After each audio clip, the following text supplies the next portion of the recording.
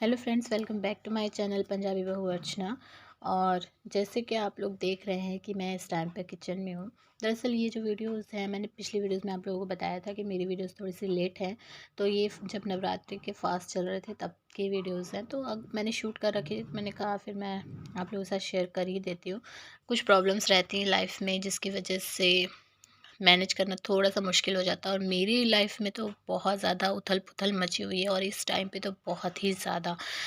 क्योंकि ना कभी-कभी हमको ये लगता है कि नहीं, और हमारे साथ जिसको हम अपने साथ समझते हैं वो हमारे साथ है, लेकिन ऐसा हो नहीं पाता।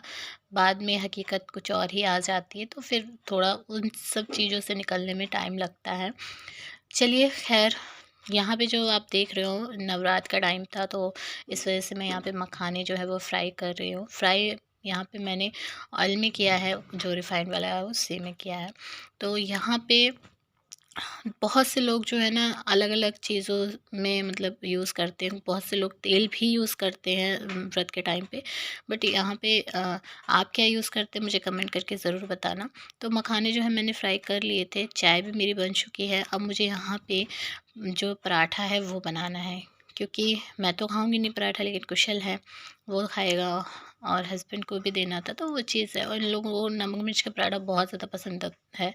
तो जब जल्दी वाला काम होता है ना, तो इन लोगों को कोई सा भी पराठा बोल दो तो ये लोग सिर्फ नमक और मिर्च के पराठे पे जाते हैं। तो यहाँ पे वही था, इन लोगों ने कहा कि नमक मिर्च का पराठा ही बना दो, तो वही चीज़ यहाँ पे बना रही थी। क्योंकि देखिए आप लोग जानते हो ना, व्रत के टाइम पे कितना ज़्यादा हड़बड़ी मची रहती है, और बहुत ज़्यादा हेक्टिक डे हो जाता है हाउसवाइफ्स के लिए, क्योंकि उनको देखिए पूजा भी करनी है, घर के बाकी सारे काम भी हैं, एक काम तो होता नहीं है।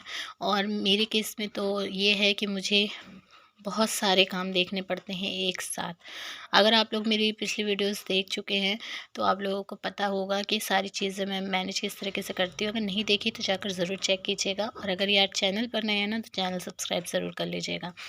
तो यहाँ पे मैं जो है वो पराठा जो बना देती हूँ, और उसके बाद फिर मैं जाके चाय अपना जो है वो खाऊंगी पीऊँगी, जो भी मैंने मखाना वगैरह किया था। वैसे तो मैं व्रत में ना बहुत ही कम चीज़ जो है खाना प्रेफ़र करती हूँ, मैं ज़्यादातर चीज़ें खाती नहीं हूँ।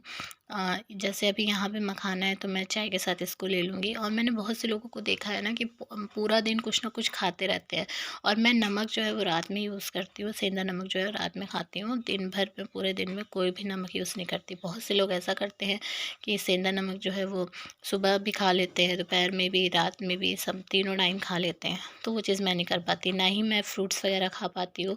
ऑनेस्टली बताऊँ तो मेरे को ये लगता है कि व्रत होने का फिर आपका फ़ायदा ही क्या है, जब आपको पूरा दिन मुँह चढ़ता ही रहेगा, आपका पूरा दिन आप कुछ ना कुछ खाते ही रहोगे, तो ऐसे में व्रत होने का कोई फ़ायदा नहीं है, कोई मतलब नहीं है। तो इस वजह से मुझे ये चीज़ सही नहीं लगती, और मैं ना फ्रूट्स वगैरह भी इतना ज़्यादा पसंद नहीं करती हूँ। हाँ, कभी ये होता है ना कि जैसे हमारे यहाँ घर के पास ही मंदिर है, तो मंदिर में अगर जो प्रसाद मिलता है तो उसमें जो फ्रूट मिल जाते हैं तो वो मैं ज़रूर खा लेती हूँ। बाकी मैं अलग से अगर कहूँ कि मैं अपने लिए फ्रूट वगैरह ख़रीद के रखती हूँ तो मैं उसको खाती हूँ, तो वो चीज़ मैं व्रत में नहीं करती। मेरे पास मखाने हैं तो मैं मखाने खा लूँगी, कुछ नहीं होगा तो मैं सिर्फ चाय पीऊँगी, और फिर मैं सीधा रात में ही जो मुझे भोग के लिए मैं बनाती हूँ वही चीज़ फिर मैं भोग लगाने के बाद फिर मैं भी खाती हूँ। तो ये चीज़ है मेरी। आप लोग कैसे क्या करते हो मुझे कमेंट करके ज़रूर बताना। तो यहाँ पे आप देख रहे हो मखाना जो मैंने फ्राई किया था, साथ में उसके थोड़ी सी मूंगफली है, तो ये मैं अब चाय के साथ अपना ले रही हूँ। फिर उसके बाद आगे यहाँ पे मुझे मशीन लगानी थी, इतने ढेर सारे कपड़े हो गए थे ना कि मैं क्या बताऊँ, बहुत ज़्यादा। दरअसल हुआ ये था कि मेरा जो ना बोर्ड जो है ख़राब हो गया था, मशीन जिसमें लगानी होती थी, तो इस वजह से मैं कपड़े जो नहीं धो पा रही थी। दरअसल मेरे अगर रोज़ के कपड़े होते हैं धुल जाते हैं तो इतना ज़्यादा नहीं इकट्ठे होते, इतने ज़्यादा मतलब हेडेक नहीं होती मेरी कि बहुत ज़्यादा सिरदर्दी हो कि कपड़े इकट्ठे हो गए। लेकिन ये बोर्ड ख़राब होने की वजह से मैं रोज़ कपड़ा जो है वो नहीं धो पा रही थी, और कम से कम 4 से 5 दिन मैंने कपड़े नहीं धोए हैं, जिसकी वजह से कपड़े बहुत ज़्यादा हो गए थे और साथ में यहाँ पे गर्म कपड़े भी मुझे धोने थे। तो फिर जब मैंने बोर्ड सही करवाया तो यहाँ पे अब जाके फिर मैं यहाँ पे कपड़े धो रही हूँ। तो अभी भी मैं एक बारी में कपड़े नहीं धो पाऊँगी, क्योंकि भारी कपड़े भी हैं और जो हल्के हैं वो भी हैं, यानी कि गर्म कपड़े भी हैं और जो नॉर्मल कपड़े होते हैं वो भी हैं, तो दोनों तरह के हैं। तो इनको फैलाने में, सूखने में टाइम लगेगा। जब एक बारी के सूखेंगे तब फिर उसके बाद दूसरी बारी के मैं धुल कर डालूँगी, इसलिए 2 पार्ट में मैं इनको करके फिर धोऊँगी। तो यहाँ पे मैंने मशीन लगा ली थी, कपड़े हो चुके हैं और आप देख रहे हैं मैं मशीन में से कपड़े निकाल रही हूँ। अब इनको मैं पानी से वॉश करूँगी और फिर उसके बाद मैं इनको ड्रायर में ही ड्राई करके और उसके बाद मैं डालूँगी। क्योंकि मेरे पास आप लोग जानते हो छत है नहीं, यानी कि घर पे मेरे छत पे जाने का कोई रास्ता है नहीं। इस वजह से मुझे जो गली में ही जहाँ मैं कपड़े सुखाती हूँ, आप लोगों को वो पता है, तो वहाँ पे ही मैं कपड़े सुखाती हूँ और वहाँ पे धूप लगती नहीं है, तो सूखने में बहुत ज़्यादा टाइम लगता है। कभी कभी ऐसा होता है 1 दिन हो लग जाएगा, कभी कभी 2 दिन, और अगर ड्राई नहीं किए हों कपड़े तो 3 दिन 4 दिन भी लग जाते हैं सूखने में। तो इसी वजह से मैं जो है 2 पार्ट में करके कपड़ों को धोऊँगी। और बहुत ज़्यादा प्रॉब्लम है, लेकिन उसके बावजूद भी सारी चीज़ें मैनेज करना पड़ता है और मेरे को बहुत ज़्यादा दिक्कत होती है, लेकिन फिर भी क्या कर सकते हैं, इसके लिए कुछ किया नहीं जा सकता। फ़िलहाल जो है जैसा है उसमें हर चीज़ मैनेज करनी चाहिए, तो वही मैं करने की हमेशा कोशिश करती हूँ। तो यहाँ पे कपड़े मेरे सारे निकल गए हैं और अब मैं इनको धोऊँगी। और मैंने ये कहा था ना कि मतलब व्रत के टाइम पे कपड़े भी बहुत ज़्यादा हो जाते हैं, तो फिर ये होता है कि व्रत भी करना है, पूजा पाठ भी करनी है और फिर उसमें जो है हमको टाइम निकालना पड़ता है सारी चीज़ों का। और स्पेशली मुझे ये भी प्रॉब्लम रहा है मेरी लाइफ में कि मुझे कुशल को भी देखना पड़ता है पढ़ाने के लिए, क्योंकि उसका कुछ भी काम होता है ना, एक तो प्रोजेक्ट वगैरह इतने ज़्यादा बनवाए जाते हैं कुशल के स्कूल में, तो उन सब चीज़ों में भी मेरा पूरा दिन, आप जानते हो अगर बच्चे का प्रोजेक्ट आप बनाने बैठोगे तो कितना ज़्यादा टाइम जाता है, तो उसमें भी मेरा टाइम बहुत ज़्यादा जाता है। तो ये समझ लीजिए कि मेरे को पता ही नहीं चलता कि किस टाइम से सुबह हो गई और कब फिर रात हो गई। और ये जो टोटी है ना, बहुत ज़्यादा मैं इससे परेशान हो गई हूँ, क्योंकि अभी आप लोगों को पता ही है कि मैंने अभी ही काम करवाया था, पाइप वगैरह सारे चेंज करवाए हैं बाथरूम के। लेकिन गलती हमारी ये हो गई, ऐसे देखने में हमको ये लग रहा था कि ये टोटी सही थी, क्योंकि जो पुराने वाले पाइप में ये लगा हुआ था नल, उसमें से पानी सही आ रहा था। लेकिन जब इस यही टोटी को हमने उस पाइप में, पुराने वाले पाइप से निकाल के और ये नए वाले में फ़िट कराया, तो फिर पता नहीं क्यों उस टाइम पे ये जो है पानी इसमें से बहुत धीरे-धीरे निकल रहा था, समझ ही नहीं आ रहा था। और हम लोगों ने ना, जब वो भैया फ़िट करके गए थे तब ये नल चला के नहीं देखा था। बाकी सारे जितने किचन में टोटी लगी हैं और बाथरूम में एक और टोटी लगी है, वो सारी नई लगी है, आप सामने देख रहे हो प्लास्टिक पे है। लेकिन हमको ये नहीं पता था कि ये ख़राब हो चुकी है, वरना हम एक और टोटी एक्स्ट्रा ले आते।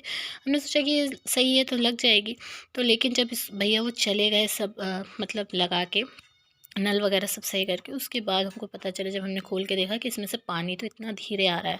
और फिर दोबारा उन भैया को फ़ोन करके बोला भी था, लेकिन वो आ नहीं पाए, उनका कुछ प्रॉब्लम हो रहा था। तो फिर हमने कहा चलो कोई बात नहीं, अब जब तक इससे काम चलाते हैं, और जब कभी जो है कभी और ज़रूरत पड़ेगी ऐसी प्लम्बर वगैरह की, तब फिर इसको फिर हम चेंज करवाएँगे। लेकिन फिर भी ना बहुत धीरे-धीरे इसमें से पानी निकलता है, तो बहुत ज़्यादा मुझे प्रॉब्लम होती है। कभी-कभी तो गुस्सा आने लगती है कि मतलब जल्दबाज़ी का काम हो ना, तो इतना धीरे-धीरे पानी निकल रहा है कि इंसान परेशान हो जाए। आप लोग देख पा रहे होंगे, तो वही चीज़ थी। तो आप लोग मुझे कमेंट करके ये ज़रूर बताइएगा कि आप लोगों की व्रत में नवरात्र मतलब कैसी गई आप लोगों की। और नेक्स्ट वीडियो जो है ना, वो भी नवरात्र की मैं आप लोगों के साथ शेयर करने वाली हूँ, पूरे नवमी तक की। और मैं ये आपको ना वो चीज़ दिखाऊंगी, वो वीडियो में मतलब एक ऐसी जगह दिखाने वाली हूँ कि माता रानी का वो दर्शन करके आप लोगों को मज़ा आ जाएगा। तो फिर वही चीज़, जल्दी से चैनल को सब्सक्राइब कर लीजिएगा अगर वो देखना चाहते हैं आप।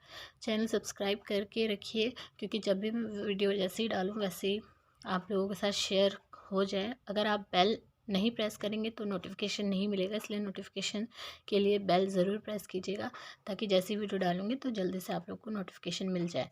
तो चलिए, ये जो मैं बाकी के जो एक बारी के और कपड़े हैं, इनको मैं अभी मशीन में ही भर के रख दे रही हूँ। और जब मेरे ये पहले वाले जो मैंने धोए हैं कपड़े ये सूख जाएंगे, तब फिर मैं दोबारा में मशीन लगाऊंगी और फिर दोबारा में मैं इसको धोऊंगी। तो बस आज की वीडियो में इतना ही। आई होप आप लोगों को वीडियो पसंद आई होगी। अगर वीडियो पसंद आई है तो चैनल को सब्सक्राइब ज़रूर कर लीजिएगा और वीडियो को लाइक और शेयर भी कर दीजिएगा। अब मैं आप लोगों से मिलूँगी नेक्स्ट वीडियो में, तब तक के लिए टेक केयर, बाय।